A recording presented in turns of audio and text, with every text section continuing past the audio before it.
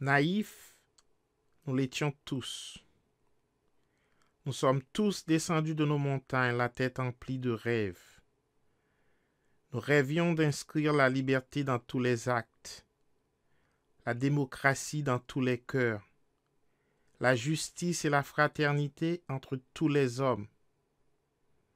Mais, tandis que le peuple en liesse fêtait ses retrouvailles avec la liberté, d'autres hommes, tapis dans l'ombre, tiraient des plans sur l'avenir.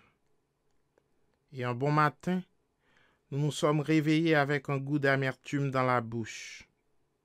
Le désastre accompli, certains compagnons ont tenté de reformer nos rangs dispersés. C'est alors qu'on s'est rendu compte d'une catastrophe plus terrible encore. Il n'y avait plus de compagnons. Ils s'étaient laissés avoir comme des débutants, sauter à pieds joints dans le piège destiné à les mettre définitivement hors de course. Regardez toutes ces belles villas des anciens colons.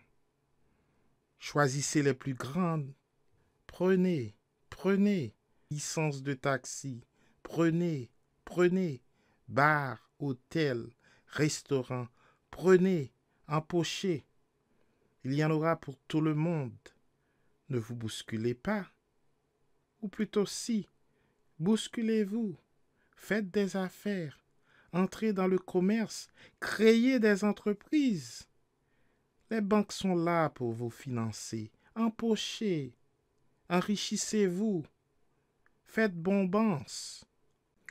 Ne vous privez pas, naïfs, car vous ignoriez tout des dossiers méticuleux qui se constituaient sur votre compte et que, le jour venu, on ne manquera pas de brandir sous votre nez, à la moindre tentative de votre part d'ouvrir la bouche. Et cela a marché, n'étaient que des paysans. Pour quelques miettes, on vous retirait le droit à la parole, le droit d'intervenir, de dire non. Idéaux monnayés contre des licences de bar ou de taxi, au nom de quoi pouviez-vous parler désormais, naïfs? Les vrais loups avaient eu l'intelligence d'attendre que s'organise la vraie curée. Commencèrent alors les pires folies.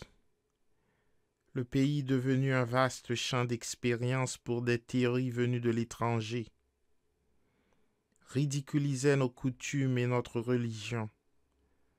Le pétrole aidant, le dollar coulait à flot au pays de l'austérité.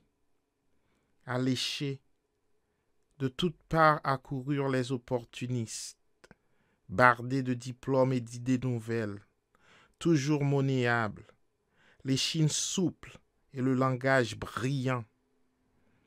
Ils élaborèrent des projets fantastiques et la télévision convia le peuple à crier au miracle et à s'extasier devant le génie de ses dirigeants. Mais baissait la tête, le peuple qui crevait devant les portes des hôpitaux. Manque de médicaments, manque de places. Il ne faut faire que des investissements productifs. Baissait la tête, le petit félin réduit au chômage. Manque de matériel, manque de semences, manque d'engrais. Tout ça parce qu'on a refusé d'entrer dans la coopérative. Étonné de se retrouver dans une sous-paysannerie ignorée et méprisée, absent de la terminologie officielle qui glorifie et finance l'autre paysan, celui de la coopérative. Et ce n'est pas juste. Il n'y a plus qu'à abandonner ses outils et sa terre, aller vers la ville.